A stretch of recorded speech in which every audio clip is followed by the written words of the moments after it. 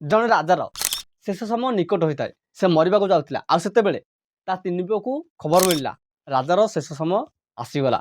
ଯେମିତି ସେମାନେ ଏଇ କଥା ଶୁଣିଛନ୍ତି ସେମାନଙ୍କ ମଧ୍ୟରେ ଝଗଡ଼ା ଆରମ୍ଭ ହୋଇଗଲା କି ସିଂହାସନରେ ମୁଁ ବସିବି।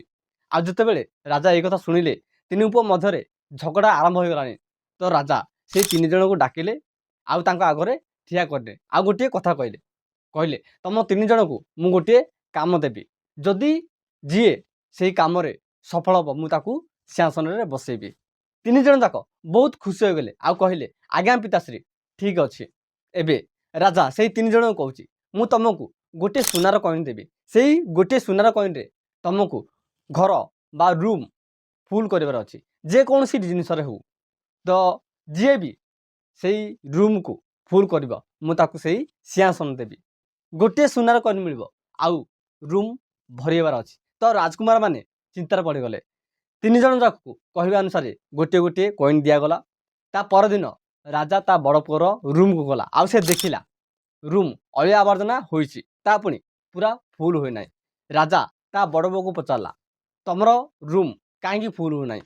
ତା ବଡ଼ ପୁଅ କହିଲା ପିତାଶ୍ରୀ ଆପଣ ତ ଗୋଟିଏ କଏନ୍ ଦେଇଥିଲେ ଆଉ ସେଇ ଗୋଟିଏ କଏନ୍ରେ ଏତିକି ହିଁ ସାମାନ ଆସିଲା, ତ ତେଣୁକରି ମୁଁ ଭରି ପାରିଲି ନାହିଁ।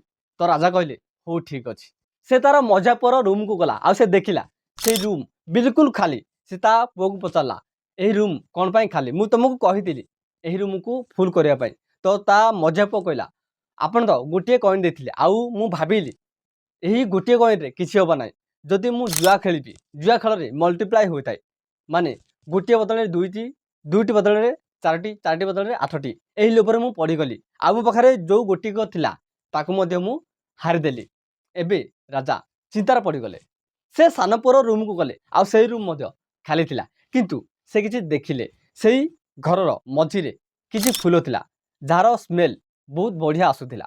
ତା ପୁଅ ଯେତେବେଳେ ଆସିଲା ରାଜା ତାକୁ ପଚାରିଲେ ଏହି ରୁମ୍ କାହିଁକି ଭରିନ? ତା ପୁଅ କହିଲା ପିତାଶ୍ରୀ ଏହି ରୁମ୍ ତ ଭରି ଅଛି ଫୁଲମାନଙ୍କର ସୁଗନ୍ଧରେ। ଆପଣଙ୍କୁ ଫୁଲମାନଙ୍କର ସୁଗନ୍ଧ କ'ଣ ଆସୁନି? ରାଜା ତା ପିତାଶ୍ରୀ ଏତେ ଖୁସି ହେଇଗଲେ ଯେ ସେ କହିବା ଅନୁସାରେ ରାଜପାଠ ତାକୁ ଦେଇଦେଲେ। ସେ ଯେଉଁ ଖାଲି ରୁମ୍ ନା ଆମର ଜୀବନ, ଯେଉଁ ରାଜା ହେଉଛନ୍ତି ଉପରବାଲା ଭଗବାନ, ଆମେ ତ ତାଙ୍କ ସନ୍ତାନ ନା। ଆଉ ଯେଉଁ କଏନ୍ ହେଉଛି ଆମର କର୍ମ। ଆମ ସମସ୍ତଙ୍କୁ କର୍ମ କରିବାର ମୌକା ଦିଆଯାଇଛି। କିଛି ଲୋକ ସେଇ ସୁନାର କଏନ୍ରେ ଅଳିଆ ଆବର୍ଜନା ଭରି ଦିଅନ୍ତି, ନିଜର କର୍ମରେ ଅଳିଆ ଆବର୍ଜନା ଭରି ଦିଅନ୍ତି, ନିଜକୁ ବର୍ବାଦ କରିଦିଅନ୍ତି। ଯେଉଁ ଦ୍ୱିତୀୟ ନମ୍ବରର କ୍ୟାଟେଗୋରୀ ହୋଇଥାନ୍ତି ସେମାନେ ଲୋଭରେ ପଡ଼ିକି ତାଙ୍କ ପାଖରେ ଯାହା ଥାଏ ତାକୁ ମଧ୍ୟ ହରାଇ ଦେଇଥାନ୍ତି, ସବୁକିଛି ହରାଇ ଦେଇଥାନ୍ତି। ତାଙ୍କ ଜୀବନରେ ତାଙ୍କ ପାଖରେ କିଛି ରହିନଥାଏ।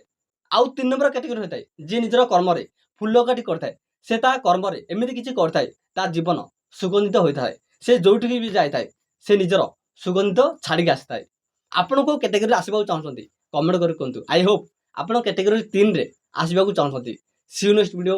ବି ହ୍ୟାପି, ବି ଲାଇଫ୍।